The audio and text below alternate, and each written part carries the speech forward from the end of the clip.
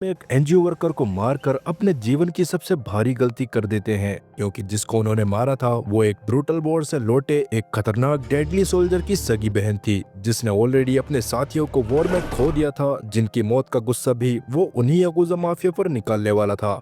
दरअसल ये सब कुछ दिन पहले शुरू हुआ, जब जॉन नाम का एक एक्स मरीन सोल्जर अपने साथियों की मौत से डिप्रेशन में आकर उन सबको याद कर रहा था, और उन सबको याद करते हुए वो खुद भी जान देना चाहता था। तब वो अपने सामने रखे 3 ग्लासेस में विस्की डालता है, जिसमें से एक को तो उसने नॉर्मल छोड़ दिया, दूसरे में एक गोली डाल दी और तीसरे में 2 गोली।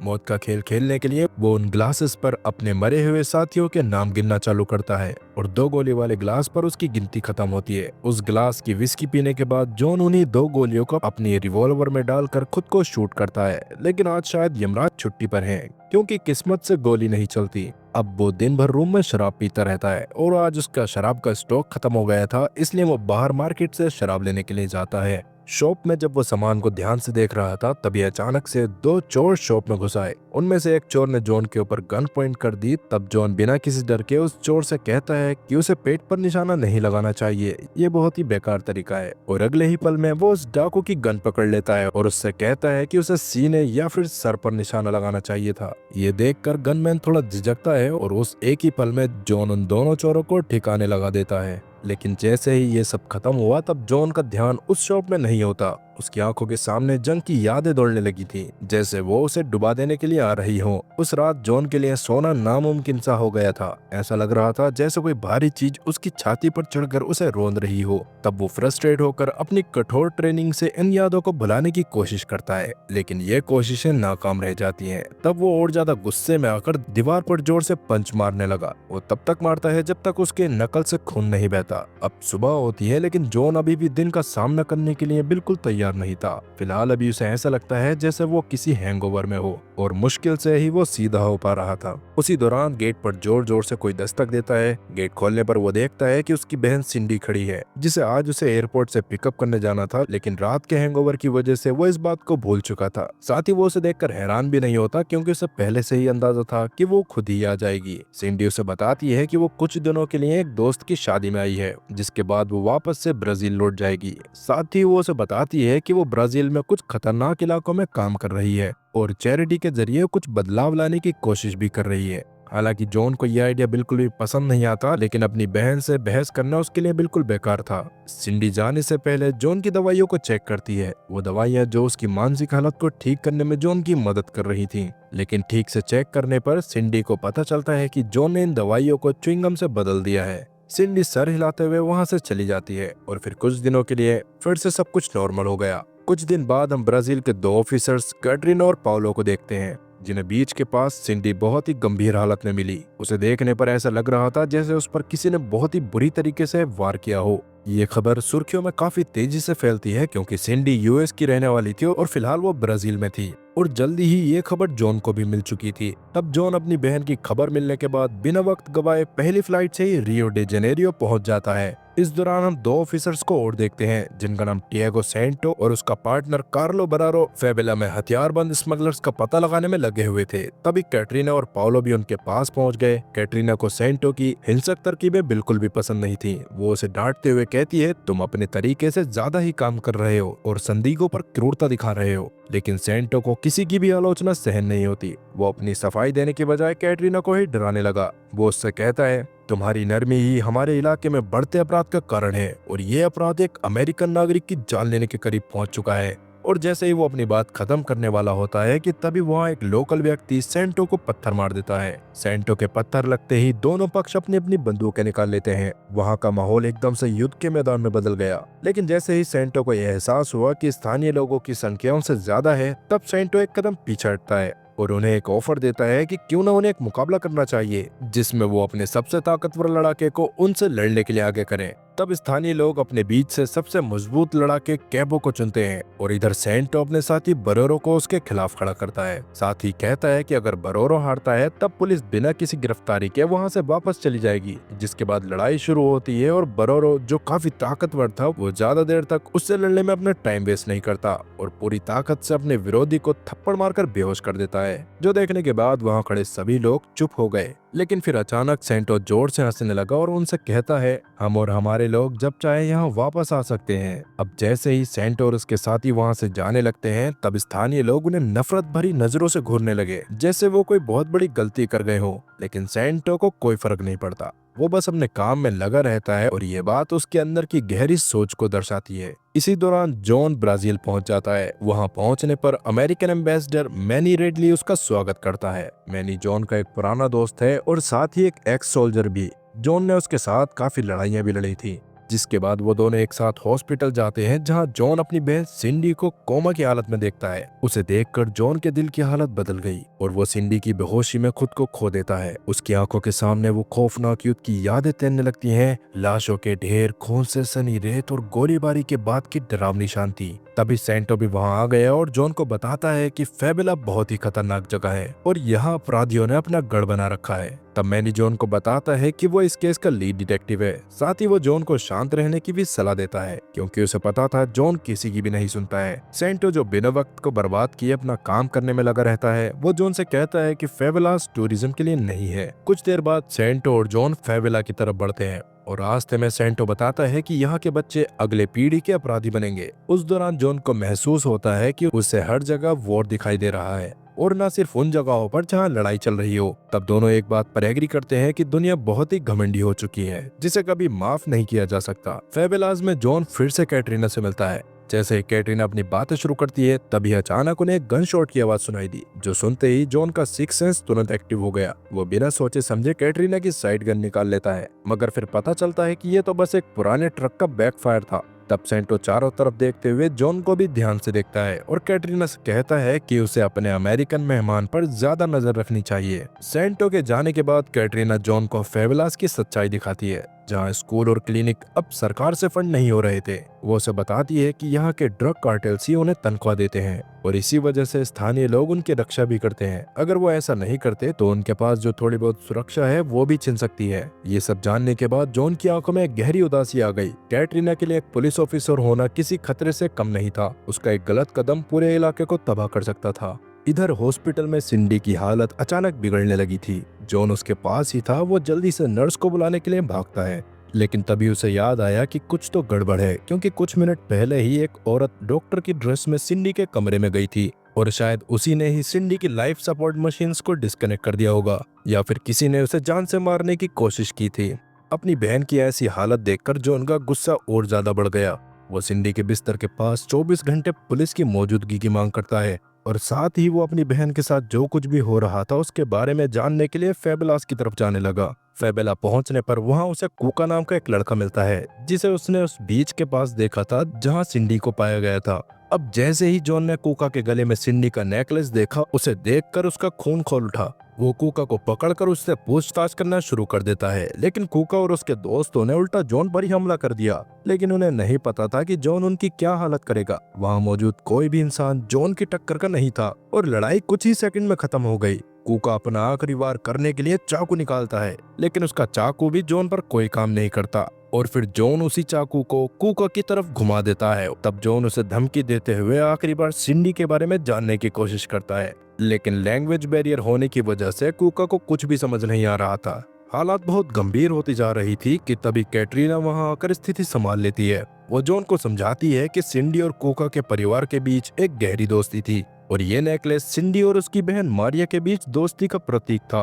कैटरीना उसे बताती है कि कूका की बहन को भी किडनैप कर लिया गया है और अभी तक उसके बारे में कोई भी जानकारी नहीं मिली है।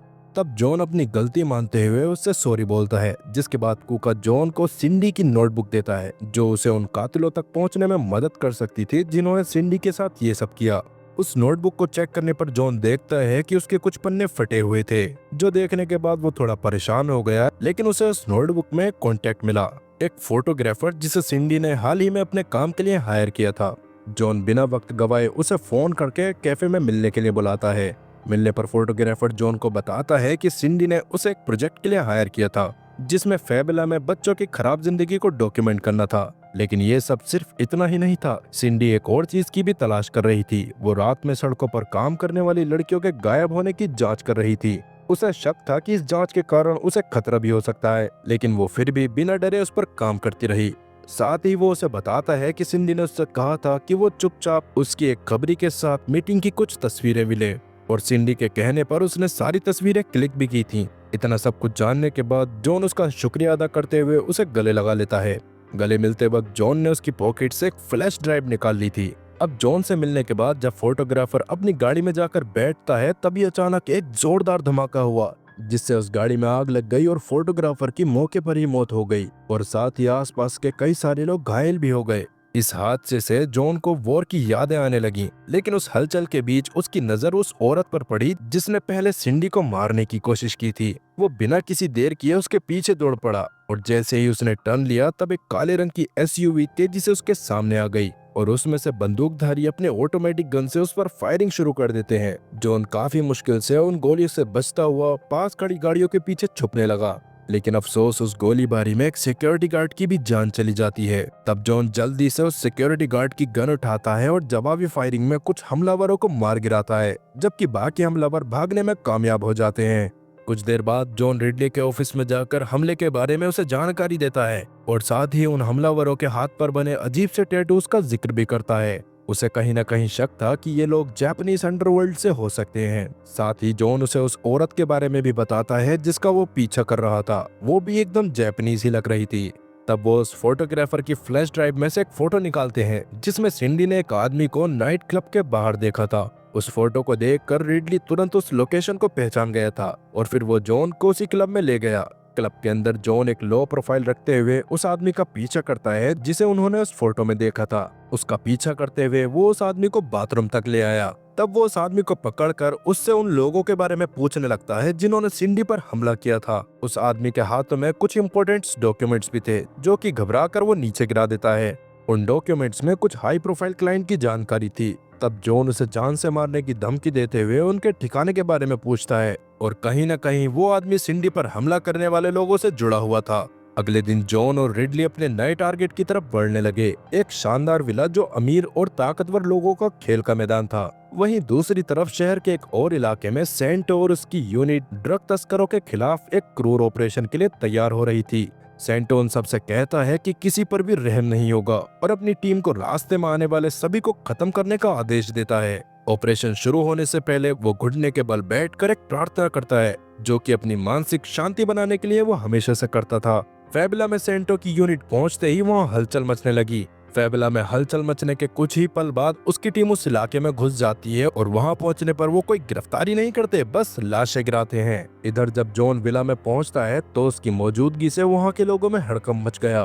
तभी वहां पर मौजूद एक गार्ड उस लेडी को जॉन के बारे में इन्फॉर्म कर देता है जिसने सिंडी को मारने की कोशिश की थी। वो लेडी अपने गार्ड से कहती है कि किसी भी तरह की प्रक्रिया करके अपने बॉस हिरोमोटो को परेशान न करे। जिसके बाद जॉन को बालकनी में ले जाया गया जहां उसे एक वैन आती हुई दिखती है। उसमें से कुछ कम उम्र की लड़कियां बाहर निकल रही थीं। उस लड़की को देखकर जॉन को पहचानने में देर नहीं लगती, क्योंकि उनमें से कुका की गायब हो चुकी बहन भी थी।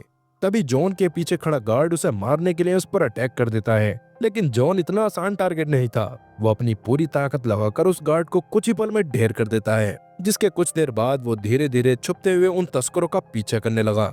लेकिन उस पूरी जगह पर हथियारबंद लोग मौजूद थे। वहाँ पर जापानीज याकुजा भी मौजूद था, जैसा कि वो पहले ही फेबुला में देख चुका था। इधर सेंटो और उसकी टीम अभी भी फेबुला में ड्रग माफियाज को ठिकाने लगाने का काम कर रही थी। उस दौरान सेंटो का एक आदमी कुछ याकुजा को देखता है जो बच्चों को एक गाड़ी में बिठा रहे थे। वो बिना सोचे समझे उन्हें रोकने के लिए आगे बढ़ा, लेकिन इतने में ही सेंटो भी वहां आ गया। वहां पहुंचने पर सेंटो, जो हमेशा चालाकी से काम करता था, वो अपने ऑफिसर की बहादुरी की तारीफ करने लगा, लेकिन अगले ही पल में वो उसे शूट कर देता है। और अब याकुजा बिल्कुल फ्री हो गए थे, जो देखकर ये समझ आ जाता है कि सेंटो पहले से ही उन याकुजा माफिया के लिए काम करता है, और शायद कहीं न कहीं उसी ने ही सिंडी को घायल करके बीच पर फेंक दिया होगा। जिसके बाद सेंटो अपने बॉस को कॉल करता है, और ये वही लड़की होती है जिसने सिंडी को मारने की कोशिश की थी। वो लड़की सेंटो को भरोसा दिलाती है कि उसका पैसा पोर्ट पर तैयार है। तब वो लड़की अपने बॉस हिरोमोटो को फोन करती है और उसे बताती है कि उसे एक दिक्कत आ रही है। एक अमेरिकन सोल्जर उनके आड़े आ रहा है और अब उसे खत्म करने का वक्त भी आ गया है। वो अपने बॉस से बात कर ही रही थी कि तभी वो नाइट क्लब वाला आदमी लीमा हिरोमोटो के सामने आ गया, जिससे जॉन ने डॉक्यूमेंट्स छीने थे।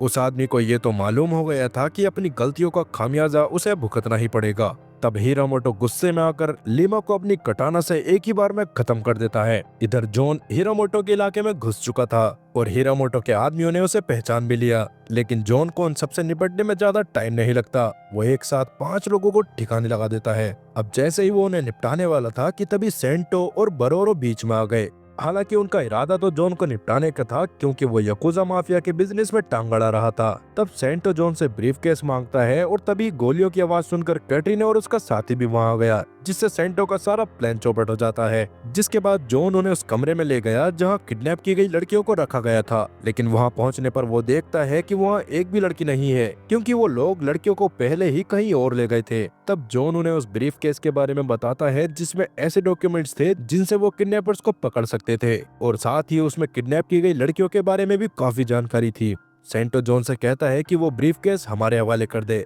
जिस पर जॉन उसकी बात मानते हुए ब्रीफकेस सेंटो को देकर वहां से जाने लगा। बाहर जाते वक्त जॉन को ये समझ में आ जाता है कि सेंटो ये सब कुछ पहले से ही जानता था, क्योंकि उन डॉक्यूमेंट्स में कहीं भी लीमा का नाम मेंशन नहीं था। तब जॉन कैटरीना से कहता है कि वो तुरंत ही हॉस्पिटल में जाकर सिंडी की हालत चेक करे, जबकि वो खुद सेंटो की गाड़ी में छुपकर याकुजा को पकड़ने के लिए निकल गया, क्योंकि सेंटो अपने पैसे लेने के लिए उसी पोर्ट पर जा रहा था जहां से याकुजा माफिया लड़कियों को दूसरी जगह ले जाने वाले थे। इधर सिंडी को मारने के लिए फिर से वही लड़की दोबारा आ गई थी, जिसने एक बार पहले भी उसे मारने की कोशिश की थी, इससे पहले कि वो उस पर हमला कर पाती कि तभी कैटरीना वहां पहुंचकर उसे ठिकाने लगा देती है। इधर जॉन भी पोर्ट पर पहुंच चुका था, जहां वो देखता है कि सेंटो याकुजा के साथ खड़ा है और साथ ही वहां पर किडनैप की गई लड़कियों को एक कंटेनर में भरकर जापान ले जाया जा रहा था। जब सब कुछ साफ साफ दिखने लगा तब वो रिडली को कॉल करके उस सब के बारे में रिपोर्ट करता है, लेकिन रिडली उसे चेतावनी देता है कि उसे अकेले ही उनसे नहीं भिड़ना चाहिए। लेकिन उसे पहले से ही पता था कि जॉन उसकी बिल्कुल नहीं सुनेगा, क्योंकि कहीं ना कहीं रिडली को भी ये मालूम था कि वो कभी भी किसी की नहीं सुनता है। तब जॉन अपनी सारी मिलिट्री ट्रेनिंग का इस्तेमाल करते हुए वहां मौजूद याकुजा को एक एक करके ठिकाने लगाने लगा, और जल्द ही सेंटो भी उसके सामने आ जाता है। तब सेंटो उसका सामना करने की कोशिश करता है, लेकिन जॉन उसके ऊपर एक फोकलिफ्ट गिरा देता है, जिससे उसका पैर उसके नीचे फंस गया। तभी बरोरो धोखे से जॉन पर शूट कर देता है, लेकिन वो अपनी गन जॉन के सामने ज्यादा देर संभाल नहीं पाता और फिर वो जॉन को मारने के लिए अपने हाथों का इस्तेमाल करने लगा। लेकिन उसे नहीं पता था कि जॉन कोई कच्चा खिलाड़ी नहीं है। जॉन अपनी ताकत और सही तरीके से लड़ते हुए बरोरो को भी अपने सामने झुकने पर मजबूर कर देता है, लेकिन तभी सेंटो उस फोकलिफ्ट से बाहर निकलकर लड़ाई में शामिल हो गया, लेकिन दोनों मिलकर भी जॉन का बाल भी बांका नहीं कर पाते। और अब उस फाइट में एंटर होता है याकुजा बॉस हिरामोटो, जो अपने हाथ में कटाना लिए हुए था। काफी खूबसूरती से वो जॉन पर वार करने लगता है और जॉन का हाथ काट देता है, जिससे जॉन को थोड़ा पीछे हटना पड़ा। अब ये लड़ाई थी 3 वर्सेस 1। तब सेंटो भी चाकू से वार करने लगता है, लेकिन जॉन पलटकर उसी चाकू को उसकी तरफ मोड़ देता है और उस चाकू को वो बरोरो के पैर में घुसा देता है और साथ ही उसे एक जोरदार घुसड़ मारता है, जिससे वो बेहोश हो गया। और उसके बाद सेंटो से निपटने के लिए उसकी गले की चेन निकालकर उसके सीने में धंसा दी और अब सिर्फ हिरामोटो बचता है। जॉन स्टील की पाइप उठाकर याकुजा बॉस की तलवार का सामना करने लगा। हिरामोटो उसकी टक्कर का था, इसलिए जॉन को उससे निपटने में थोड़ा टाइम लग रहा था, लेकिन एक पॉइंट ऐसा आया जब जॉन ने हिरामोटो की तलवार को ही उसकी तरफ मोड़ दिया। अब उसे लग रहा था कि शायद हिरामोटो उसके कंट्रोल में आ गया है। तभी हिरामोटो अपनी छुपी हुई ब्लेड जॉन के पेट में घुसा देता है, जिससे जॉन को काफी ज्यादा गुस्सा आ गया और अपनी जिंदगी भर की ताकत लगाकर उसने हिरामोटो को तोड़ना शुरू कर दिया और तोड़ तोड़ कर उसकी ऐसी हालत करता है कि अब वो ठीक से वॉशरूम में भी नहीं बैठ सकता था। जिसके बाद वो सेंटो के पास जाता है, जो फिलहाल खून से लथपथ हो चुका था। वो जॉन को एक चाबी देता है जो उस ऑपरेशन से जुड़े हर भ्रष्ट अधिकारी के रिकॉर्ड को खोलने वाली थी, क्योंकि सेंटो को एहसास हो गया था कि अब उसका वक्त खत्म हो चुका है। और साथ ही उससे कहता है कि उसने बहुत सारे गलत काम किए हैं और बहुत से मासूम लोगों को भी मारा है, लेकिन सिंडी को मारने में उसका कोई हाथ नहीं था। वो सेंटो से बात कर ही रहा था कि तभी हिरामोटो वापस से जॉन पर अटैक करने के लिए उठा, लेकिन इस बार जॉन उस पर बिल्कुल भी रहम नहीं करता और उस पर बेहिसाब गोलियों की बरसात कर देता है। इधर सेंटो की आखिरी सांसें चल रही थीं। जाने से पहले जॉन सेंटो के पास रहम खाकर एक बंदूक छोड़ देता है। अब रिडली और बाकी लोग भी वहां पहुंच गए थे। तब जॉन किडनैप हुए बच्चों को खुद से आजाद करता है। इधर सिंडी भी बच गई थी, लेकिन उसकी हालत काफी ज्यादा खराब थी और साथ ही उसे मेडिकल ट्रीटमेंट की खास जरूरत थी। अब अगले दिन रिडली जॉन से कहता है, मैं तुम्हारे सारे खर्च उठाने के लिए तैयार हूँ, लेकिन एक शर्त पर, तुम्हें मेरे लिए एक अंडर कवर ऑफिसर की तरह काम करना होगा और साथ ही मैं तुम्हें एक नई पहचान भी दूंगा। हालांकि रिडली को पहले से ही पता था कि उसे अपना पुराना नाम फेल करनी चाहिए है। तो दोस्तों ये